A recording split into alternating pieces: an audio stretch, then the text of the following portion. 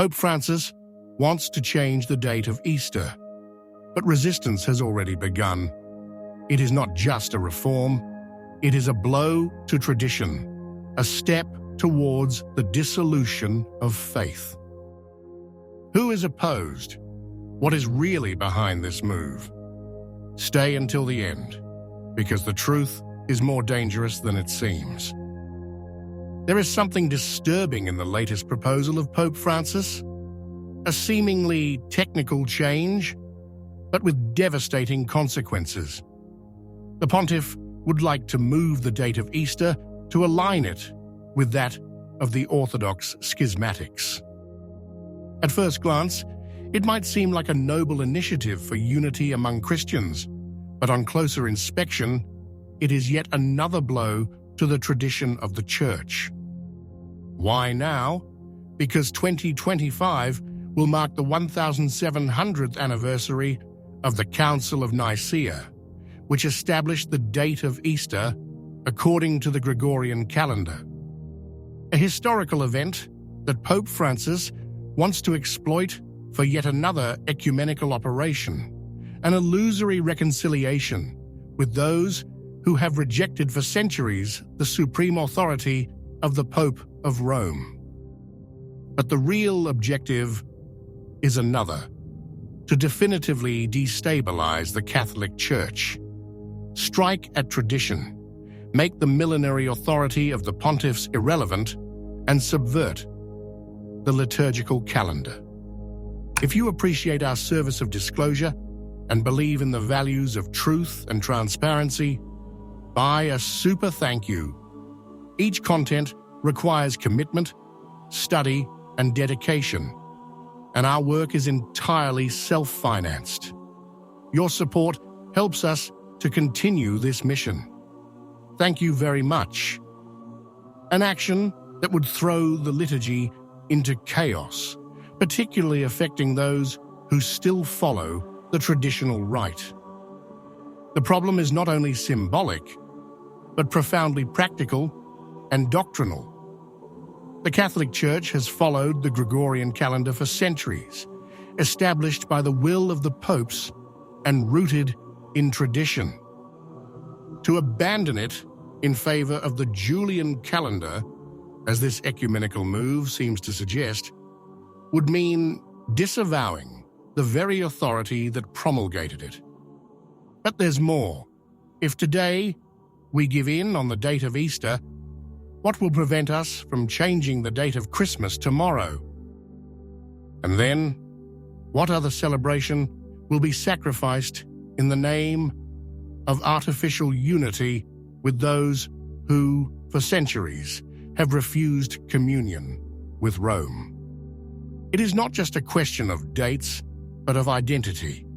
Should the Church founded by Christ follow its own tradition or bend to the moods of the moment?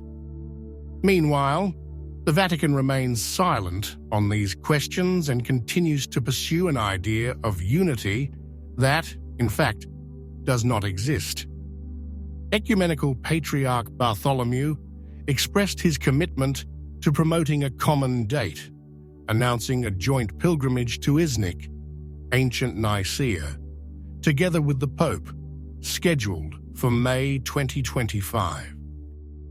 However, the Russian Orthodox Church, historically cautious towards ecumenical initiatives coming from Rome, has not yet released any official statements on the matter, suggesting potential obstacles. In fact, the Romanian Orthodox Patriarchate has already made things clear. Any decision on the date of Easter will have to be taken by a pan-Orthodox synod involving all Orthodox churches. Translated, the Pope may also want to change the date, but without the consent of the Orthodox, it will all be useless. And this consent will not come easily. Why? Because orthodoxy is not a monolithic and centralized reality like the Catholic Church. Each national Orthodox Church is autonomous and follows its own rules, answering more to local governments than to a single spiritual authority. The Patriarch of Constantinople, for example, has no binding power over other Orthodox churches, and any attempt to unify something is perceived as an unacceptable interference.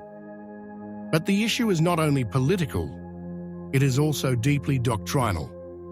The Orthodox do not recognize the primacy of the Pope. They reject the dogma of the Immaculate Conception. They do not accept purgatory, and above all, they have a completely different vision of the Church. For them, unity is not built around a central figure, but in fidelity to tradition and the ancient councils. For this reason, every proposal that comes from Rome is received with suspicion. If the Pope proposes something, it is already suspect. So anyone who thinks that the unification of Easter is just a matter of finding a common date is deluding themselves. The real obstacle is much deeper. The division between Catholics and Orthodox is not a misunderstanding to be resolved with a compromise, but a theological and spiritual fracture that has lasted for almost 1,000 years. And it cannot be filled with a stroke of the pen on the calendar. Yet, it is the Catholic Church that must make concessions, never the other way around. Why? Perhaps because the real goal is not unity, but the dissolution of Catholic identity. If you look closely, this move is part of a broader strategy that has characterized Francis' entire pontificate, a systematic demolition of everything in the Church that recalls tradition.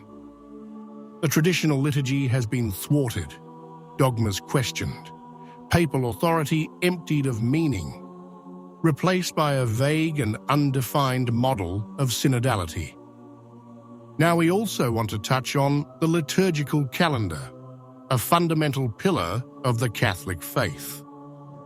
But be careful, because changing the date of Easter is not just an internal issue for the Church, it is a signal to the world.